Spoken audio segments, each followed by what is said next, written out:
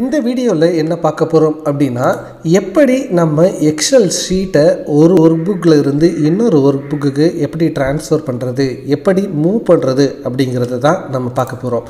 So இது Sri tech tax. நான் உங்கள் ஸ்ரீதரன். நம்ம சேனலில் எக்ஸல் குறித்து நிறைய டுட்டோரியல்ஸ் போட்டுக்கிட்டு இருக்கோம். ஸோ அதையும் நீங்கள் கண்டிப்பாக வாட்ச் பண்ணுங்கள். சரி, வாங்க நண்பர்களே, இப்போ நம்ம வீடியோக்குள்ளே போகலாம். ஸோ நீங்கள் ஒரு ஒர்க் புக்கில் இருந்து இன்னொரு ஒர்க் புக்குக்கு எப்போ டேட்டாவை ட்ரான்ஸ்ஃபர் பண்ண வேண்டிய ஒரு சுச்சுவேஷன் வரும் அப்படின்னு பார்த்திங்கன்னா, நீங்கள் ஒரு ஒர்க் புக்கில் கம்ப்ளீட்டாக நிறையா ஒர்க்ஸ் பண்ணியிருப்பீங்க. இப்போ பிவோட் போட்டிருப்பீங்க, கிராஃப் போட்டிருப்பீங்க, ரா டேட்டாவை ரெஃபர் பண்ணுற மாதிரியெல்லாம் வச்சுருப்பீங்க. அந்த மாதிரி சுச்சுவேஷனில் இன்னொரு ஒர்க் புக்குக்கு அந்த டேட்டா வேணும் அப்படின்னா நீங்கள் மறுபடியும் ரீஒர்க் பண்ணுற மாதிரி இருக்கும். ஏன்னா நீங்கள் பிவோட்டை ஜஸ்ட்டு காப்பி பேஸ்ட் பண்ணீங்க அப்படின்னா சரியாக வராது.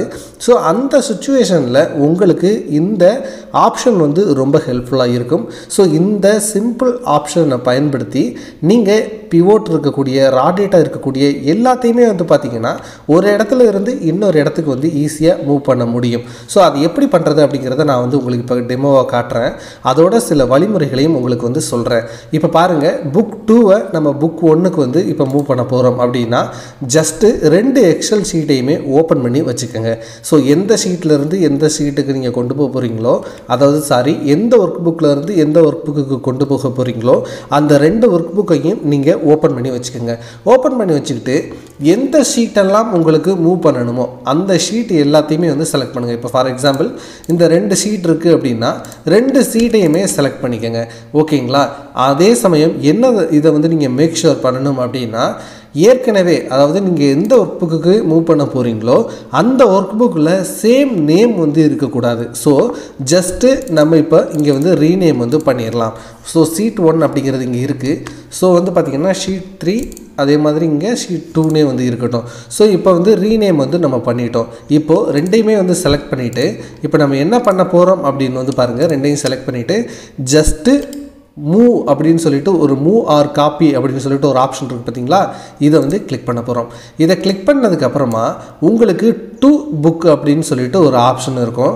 இதில் இப்படி ஸ்க்ரோல் அமுக்கு ப்ரெஸ் பண்ணிங்க அப்படின்னா உங்களுக்கு நீங்கள் ஓப்பன் பண்ண புக்ஸு, அதாவது ஒர்க் புக் ரெண்டுமே ஷோ ஆகும். அதே மாதிரி நியூ புக் அப்படின்னு சொல்லி இருக்கும். அதை நீங்கள் கிளிக் பண்ணிங்கன்னா புது எக்ஸல் ஒர்க் புக் ஓப்பன் ஆகும். ஸோ நம்ம இப்போ புக் 1க்கு மூவ் பண்ண போகிறோம். ஸோ ஜஸ்ட்டு இதை கிளிக் பண்ணிவிட்டு இப்போ பாருங்கள், ஜஸ்ட்டு பாருங்கள் இப்போ என்ன பண்ண போகிறோம் அப்படின்னா மூவ் டு எண்ட் அப்படின்னு சொல்லிட்டு ஒரு ஆப்ஷன் இருக்குல்ல, இதை ஜஸ்ட்டு கிளிக் பண்ணிவிட்டு நம்ம இப்போ இது பண்ண போகிறோம். ஸோ என்ன ஆயிடுச்சு அப்படின்னா அந்த எக்ஸல் ஷீட்டில் இருந்து டேட்டா இந்த எக்ஸல் ஷீட்டுக்கு மூவ் ஆகிட்டு அது பார்த்திங்கன்னா க்ளோஸ் ஆயிடுச்சு. ஏன்னா நம்ம மூவ் டு எண்ட் அப்படின்னு கொடுத்தோம்.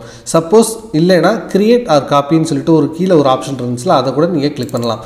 இப்போது இந்த ஷீட்டுக்கு மூவ் ஆயிடுச்சு. ஓகேங்களா? ஸோ இப்போ பாருங்கள், அருமையாக மூவ் ஆயிடுச்சு. ஸோ நீங்கள் ஒரு பிவோட் டேபிளை மூவ் பண்ண போகிறீங்க அப்படின்னா ஜஸ்ட்டு பிவோட் டேபிளை மட்டும் மூவ் பண்ணாதீங்க.